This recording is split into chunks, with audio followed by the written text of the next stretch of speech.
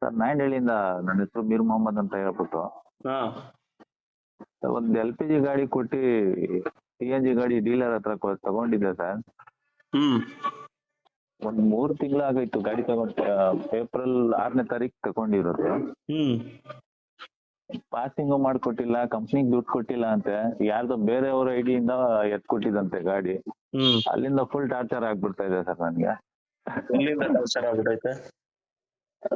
ಇಲ್ಲಿ ನಾಯಂಡಹಳ್ಳಿಯಲ್ಲಿ dealing office ಇದೆ, ಅವನು ಇವಾಗ ತೆಗಿತಾ ಇಲ್ಲ, ಫೋನು ತೆಗಿತಾ ಇಲ್ಲ.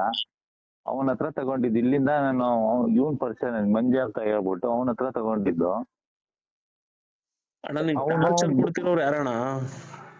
ಸರ್ ಇಲ್ಲಿ ಬೇರೆ ಡೀಲರ್ ಇನ್ನೊಂದು ಜಮೀರ್ ಅಂತ ಹೇಳ್ಬಿಟ್ಟು ಪೈಪ್ಲೈನ್ ನಲ್ಲಿ ಇರೋದು ಸರ್. ಅವನು ಏನ್ ನಿಮ್ಗೆ ಯಾಕೆ ಟಾರ್ಚರ್ ಕೊಡ್ತಾನೆ? ಫೋನ್ ಮಾಡಿ ನಾನು ಗಾಡಿ ಎತ್ಕೊಂಡು ಹೋಯ್ತೀನಿ, ಇಲ್ಲ ನೀವು ಎಷ್ಟು ಇದು ದುಡ್ಡು ಕೊಟ್ಟು ನೀವೇ ಲೋನ್ ಗಿನ್ ಮಾಡ್ಕೊಂಡು ಆಮೇಲೆ ಅವ್ರ ಹತ್ರ ಇಸ್ಕೊಳ್ಳಿ ಹ್ಮ್ ಅಂತ ಫೋನ್ ಟಾರ್ಚರ್ ಮಾಡ್ತಾವನೆ ಸರ್. ಮುಗಿತಾ ಮಾತಾಡಿದ್ದೆಲ್ಲ ನಿಮ್ದು? ಹಾ ಸರ್. ನೀವೆಲ್ಲ ಜೀವನದಲ್ಲಿ ಉದ್ಧಾರ ಆಗದೇ ಇಲ್ವಾ? ಯಾಕೆ ಸರ್? ನೋಡ್ರಿ, ಬದುಕದು ಅನಿವಾರ್ಯತೆ, ಹೌದು ಬದುಕ್ಲೇಬೇಕು. ಹೌದು ಸರ್. ಆದ್ರೆ ನೀವು ಮಾಡ್ತಿದ್ದೀರಲ್ಲ ವೃತ್ತಿ, ಡ್ರೈವಿಂಗ್ ವೃತ್ತಿ, ಹಾ ಸರ್. ಆ ವೃತ್ತಿಯಲ್ಲಿ ಗಾಡಿ ತಗೊಳ್ಳೋದ್ರಿಂದ ಹಿಡಿದು, ಗಾಡಿ ಮಾರೋದ್ರಿಂದ ಹಿಡಿದು, ಆ ಗಾಡಿಲಿ ದುಡಿಯೋದ್ರಿಂದ ಹಿಡಿದು ಪ್ರತಿಯೊಂದು ವ್ಯವಹಾರನು ಕೂಡ ಆ ವೃತ್ತಿಯಲ್ಲಿ ಪ್ರತಿಯೊಬ್ಬ ತಿಳ್ಕೊಂಡು ಬದುಕ್ಬೇಕು. ಅದೇ ನಿಮ್ ಬದುಕಿಗೆ ಸಾರ್ಥಕತೆ. ಹೌದು ಸರ್. ಅದನ್ನ ಬಿಟ್ಬಿಟ್ಟು ಅವ್ನ್ ಯಾವನೋ ಡೀಲರ್ ಹತ್ರ ಅಂತೆ, ಇನ್ನೊಬ್ಬ ಡೀಲರ್ ಹೆಸರಂತೆ, ಅವ್ನ್ ಯಾರೋ ಇನ್ನೊಂದು ಆಟೋ ಅಂತೆ, ಅದ್ರ ಮೇಲೆ ಲೋನ್ ಹಾಕೊಟ್ಟಿದ್ದಂತೆ, ಇನ್ನು ಎಷ್ಟು ವರ್ಷ ಈ ಅಂತೆ ಕಂತೆಗಳನ್ನ ಹೇಳ್ಕೊಂಡು ಬದುಕ್ತೀರಾ ನೀವೆಲ್ಲ? ಏನಿಲ್ಲ ಸರ್, ಅದು ನನ್ನ ಹಳೆ ಆಟೋ ಇದೆಯಲ್ಲ, ಅದ್ ಏನಾದ್ರೂ ಆಗಿರ್ಲಿ, ನಾನ್ ಹೇಳೋದ್ ಇಷ್ಟೇ ಕಣ್ರಿ. ಹಾ ಸರ್. ನೀವು ಒಬ್ಬ ಡ್ರೈವರ್ ಆದ್ಮೇಲೆ ಹಾ ಅಟ್ಲೀಸ್ಟ್ ಸಂಘಟನೆಗಳಲ್ಲಿ ಇರ್ಬೇಕು.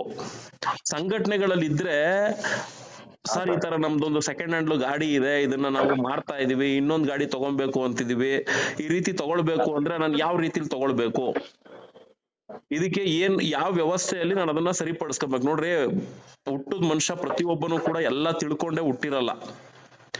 ಹೌದು ಜೀವನದಲ್ಲಿ ನಡೆಯುವಂತ ಘಟನೆಗಳು ನಮ್ಮ ಮೇಲೆ ಪ್ರಭಾವ ಯಾವ ರೀತಿ ಬೀರುತ್ತೆ, ಅದ್ರ ಮೇಲೆ ನಾವೆಲ್ಲ ಕಲಿತಾ ಹೋಗ್ತಾ ಇರ್ತೀವಿ. ಹೌದು ಸರ್. ಅದ್ರ ಜೊತೆಗೆ ಏನು ನಾವು ಒಂದು ವ್ಯವಸ್ಥೆ ರೂಪಿಸ್ಕೊಂತೀವಲ್ಲ, ಫ್ರೆಂಡ್ ಸರ್ಕಲ್ ಬಿಟ್ಬಿಡಿ ನಾನು ಹೇಳೋದು, ಆ ವ್ಯವಸ್ಥೆ ಒಳಗಡೆ ನಮ್ಗೆ ಅದು ರಿಲೇಟೆಡ್ ಆಗಿದೆ, ಅದರಿಂದ ನಮ್ಗೆ ಹೆಲ್ಪ್ ಆಗುತ್ತೆ ಅಂದಾಗ ಆ ಗ್ರೂಪ್ಗಳಲ್ಲಿ ಇರ್ಬೇಕು.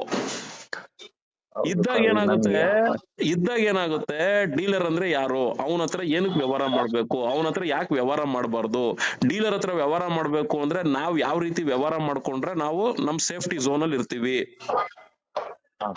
ನೋಡ್ರಿ, ಇಲ್ಲಿ ಯಾರು ಆಗಲ್ಲ. ಇಲ್ಲಿ ನಮ್ ಬುದ್ಧಿವಂತಿಕೆ, ನಮ್ ಬದುಕು ಪ್ರತಿ ಒಂದು ಕೂಡ ನಮಗ್ ನಾವೇ ಎಲ್ಲ ಸರಿಪಡಿಸ್ಕೊಂಡು ಎಚ್ಚರಿಕೆಯಿಂದ ಬದುಕ್ಬೇಕು.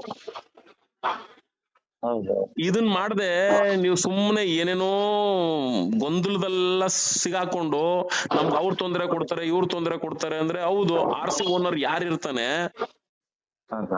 ಅವನ ಹೆಸರಿಂದ ನಿಮ್ ಹೆಸರು ಟ್ರಾನ್ಸ್ಫರ್ ಆಗಿಲ್ಲ ಅಂದ್ರೆ ಅವನು ಕೂಡ ತೊಂದರೆ ಕೊಡ್ತಾನೆ. ಫಸ್ಟ್ ಆಫ್ ಆಲ್ ಈ ಡೀಲರ್ಗಳೆಲ್ಲ ಸೇರ್ಕೊಂಡು ಯಾವನ ಹತ್ರ ಆಟೋಗಳು ಕಿತ್ಕೊಂಡ್ ಬಂದಿರ್ತಾನೋ, ಯಾವನು ಮಾರಿರ್ತಾನೋ, ಈ ಆಟೋ ಮಾಫಿಯಾದಲ್ಲಿ ಉಡ್ಸಿದಪ್ಪ ಯಾರೋ ಗೊತ್ತಿಲ್ಲ, ಮಿಂಡ್ರು ಕೊಡ್ತವ್ರಂತೂ 100 ಜನ ಅವ್ರೆ. ಈ ಮಿಂಡ್ರು ಗುಡಿದ್ ನನ್ ಮಕ್ಳೆಲ್ಲ ಸೇರ್ಕೊಂಡು ಆಡೋ ಆಟಕ್ಕೆ ಇಲ್ಲಿ ಬಲಿ ಆಗದೆ ಒಂದು ಅಪ್ಪನ್ ಗುಡ್ತವನು, ಇನ್ನೊಬ್ಬ ಲಾಸ್ಟ್ ಅಲ್ಲಿ ಅಪ್ಪನ್ ಗುಡ್ತವನ ಹತ್ರ ವ್ಯವಹಾರ ಮಾಡಕ್ ಆಗದೆ ಸಿಗಾಕೊಂಡಿರೋನು, ಇವ್ರಿಬ್ರು ಬಲಿ ಆಗ್ತಾರೆ. ಇನ್ ಮಿಕ್ದವರೆಲ್ಲ ಮಿಂಡ್ರು ಗುಡ್ತ ಆಟ ಆಡ್ತಾ ಇರ್ತಾರೆ. ತಪ್ಪು ಯಾರ್ದ್ರಿ? ತಪ್ಪು ನಿಮ್ದೇ ರೀ. ವ್ಯವಹಾರ ಗೊತ್ತಿಲ್ಲ ಅಂದ್ಮೇಲೆ ಮಾಡಕ್ ಹೋಗ್ಬಾರ್ದು. ಕಷ್ಟಪಟ್ಟು ಅಲ್ಲೋ ಇಲ್ಲೋ ದುಡ್ದು 6 ಕಾಸೋ 3 ಕಾಸೋ ಹಚ್ಚಿಟ್ಟು ಬಚ್ಚಿಟ್ಟು ಯಾಕ್ರಿ ಕಂಡೋರು ಸುರಿತೀರಾ, ಕಂಡೋರು ತಿನ್ನಿಸ್ತೀರಾ? ನೀವು ತಿನ್ಬೇಕು, ನಿಮ್ ಹೆಂಡತಿ ಮಕ್ಳು ತಿನ್ಬೇಕು. ಹೌದು ಸರ್. ಅದೇನಾಯ್ತು ಸರ್, 1-2 ವರ್ಷ ನಾನು ಈ ಫೋನಲ್ಲಿ ನಿಮ್ ಈ ಗೊಂದಲದು ಕಸ, ಈ ಕಡ್ಡಿ ಆಯ್ದಿರೋದು, ಇದನ್ನೆಲ್ಲ ಕಲಸಿ ಮಿಕ್ಸ್ ಮಾಡಿರೋದು ಈ ಫೋನಲ್ಲೆಲ್ಲ ಕೇಳಿ ನಿಮ್ಗೆ ಬಿಡಿಸಿ ಹೇಳಕ್ ಆಗಲ್ಲ. ನನ್ಗೆ ಆಫೀಸ್ ಹತ್ರ ಬನ್ನಿ, ನಾನು ಅಲ್ಲಿ ಯಾವಾಗ ಆಫೀಸಲ್ಲಿ ಇರ್ತೀನಿ ಅಂತ ಗ್ರೂಪ್ ಅಲ್ಲಿ ತಿಳಿಸ್ತೀನಿ, ಅವಾಗ ಬನ್ನಿ, ಬಂದು ಅದೇನಿದ್ಯೋ ನಿಮ್ದು ಸಮಸ್ಯೆ ಹೇಳಿ, ನಾನು ಎಲ್ಲ ನೀಟಾಗಿ ಮೈಂಡ್ಗೆ ಹಾಕೊಂಡು ಅದಕ್ಕೆ ಯಾವ ರೀತಿ ಬಿಡಿಸ್ಕೊಂಡ್ರೆ ನಿಮ್ಗೆ ಹೆಲ್ಪ್ ಆಗುತ್ತೆ, ಇಲ್ಲ ನೀನ್ ಯಾವ ದಾರಿಲಿ ಹೋದ್ರೆ ಇದು ಸರಿ ಹೋಗುತ್ತೆ ಅಂತ ಹೇಳ್ತೀನಿ. ಆ ರೀತಿ ಮಾಡ್ಕೊಂಡು ಹೋಗಪ್ಪ. ನನ್ ಫೋನಲ್ಲೆಲ್ಲ ಹೇಳ್ಕೊಂಡ್ ಕೂತ್ಕೊಳಕಾಗಲ್ಲ, ನಮ್ಮವು 100 ಕೆಲಸಗಳವೆ. ಸರಿ ಸರ್. ಸರ್ ಆಫೀಸ್ ಎಲ್ಲಿರೋದು ಗೊತ್ತಿಲ್ಲ ಸರ್. ಗೊತ್ತಿಲ್ಲ ಅಂದ್ರೆ ನಾನು ಹೇಳ್ತೀನಿ ಕೇಳ್ರಿ, ಒಂದು ಸಂಘಟನೆ ಒಳಗಡೆ ಇರ್ಬೇಕು.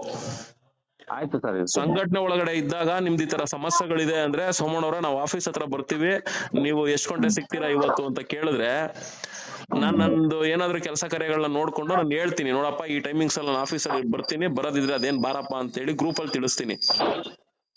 ಈಗ ನೀವು ಫೋನ್ ಮಾಡಿದೀರಾ, ಅವಾಗ್ಲೇನು ಫೋನ್ ಮಾಡಿದೀರಾ ಅನ್ಸುತ್ತೆ, ನಿಮ್ದು ಮಿಸ್ ಕಾಲ್ ನೋಡ್ದೆ.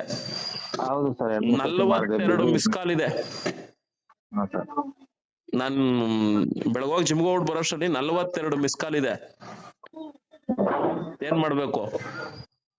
ಅವ್ರಿಗೆಲ್ಲ ಹೇಳೋದು ಒಂದೇ, ಸಂಘಟನೆ ಇರ್ರಯ್ಯ ಅಂತೀವಿ. ಇರಲ್ಲ ಇವ್ರು, ಸುಮ್ನೆ ಫೋನ್ ಮಾಡಿ ಕೂಳೆ ಕೊಡ್ತಾರೆ. ಇರ್ತೀವಿ ಸರ್, ಇರ್ತೀನಿ. ಏನೋ ನನ್ಗೆ ದಾರಿ ಗೊತ್ತಿರ್ಲಿಲ್ಲ. ಇದು ಸಂಘಟನೆ ಫೇಸ್ಬುಕ್ ಅಲ್ಲೆಲ್ಲ ಹಾಕಿ ಬಿಡ್ತೀವಿ. ಟೆಲಿಗ್ರಾಮ್ ಕ್ರಿಯೇಟ್ ಮಾಡ್ಕೊಳ್ಳಿ, ಟೆಲಿಗ್ರಾಮ್ ಅಲ್ಲಿ ನಮ್ ನಂಬರ್ಗೆ ಮೆಸೇಜ್ ಮಾಡಿ ಸಂಘಟನೆಗೆ ಸೇರ್ಕೊಳ್ಳಿ ಅಂತ.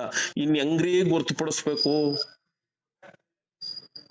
ಸರಿ ಸರ್, ಆಯ್ತು ಸರ್. ಒಂದು ಆಫೀಸ್ ಲೊಕೇಶನ್ ಹೇಳಿದ್ರೆ ನಾನು ಬರ್ತೀನಿ ಸರ್. ಗ್ರೂಪ್ ಅಲ್ಲಿ ಇದ್ರೆ ಎಲ್ಲ ಗೊತ್ತಾಯ್ತದ ಅಣ್ಣ. ನೀನ್ ಗ್ರೂಪ್ ಅಲ್ಲೇ ಇಲ್ದೆ ನೀನ್ ಸುಮ್ನೆ ಫೋನ್ ಅಲ್ಲಿ ಕೇಳಿದ್ರೆ ನಾನು ಏನು ಹೇಳಕ್ಕಾಗಲ್ಲ. ಫಸ್ಟ್ ಗ್ರೂಪ್ ಜಾಯ್ನ್ ಆಗೋ. ಹೆಂಗಾಗತ್ತೆ ಸರ್ ಅದು? ಟೆಲಿಗ್ರಾಮ್ ಅಲ್ಲಿ ಮೆಸೇಜ್ ಮಾಡ್ರಿ ಅಂತ ಹೇಳ್ತಿದ್ದೀನಲ್ಲ.